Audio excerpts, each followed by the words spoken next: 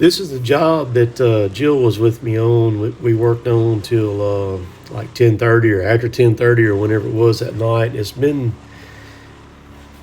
over a month ago now, I believe, maybe even 6 weeks ago when winds come through and blew all this stuff down, blocked his driveway. So the insurance on it finally came through about a week before I did this job here. And then at the time when I did the job, when I was starting on it here, the insurance check had still not it had not been delivered yet. But then in the process of doing this job, it had. So that's the reason why there was some lag time on this job. Waiting on to do it. In this, of course, the trees have dried out. You can see that. I hate dealing with them like this after they dried out.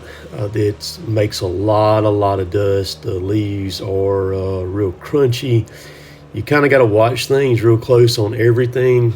Make sure the whole time I'm chipping, I'm watching up there at chute and stuff dropping around the exhaust up there, and I'm keeping my eye on that. And that's the reason why I've got fire extinguishers on all of my stuff, just in case, because you never know. But I'd a lot rather prefer to chip this stuff green to keep a lot of that from happening, because it chips very different when it's green. There will be quite a few people say something about firewood and me chipping the firewood up. I do chip a lot of firewood up. I would save more firewood than I do.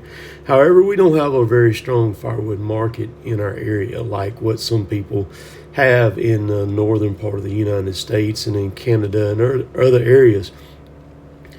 Some people burn a little bit of firewood around here, and then there's also a lot of people who kind of fool with firewood. You've got a lot of kids that will do it, just like in the lawn care stuff. They'll come in there and they'll try to sell a little truckload of wood for $50 and things like that. And so, my deal is I'm trying to roll through these jobs. I make quite a lot of money off these jobs, and I don't really have time to be fooling with the firewood, and I don't want to sit there and tie up a bunch of money in hauling stuff and then processing it once I get it back to my house, that I then have to sit on for a long time and before I recoup my money on it. So I keep just enough wood at the house to where I'm good to go as far as that goes, where somebody wants to buy some, they come in there to buy something. But I'm not in the firewood business. I am in the tree care business and tree removal, stump removal business.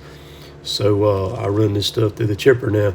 You see those rounds over, I had to cut those rounds up that night where we could even handle them to get them out of the driveway.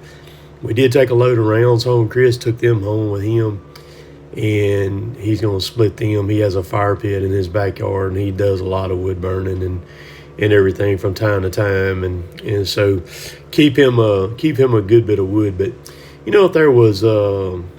if it was more lucrative, where there was more people using it. But man, it's like in this kind of business here, you're trying to get through a job to where you can get to another job and roll that money. And rolling the money in the firewood stuff is not that great. So I try to go for the best bang for my buck. You know what I mean? So hope you understand that and get all that, and hope y'all have a great day today. We'll catch y'all later. Later, taters.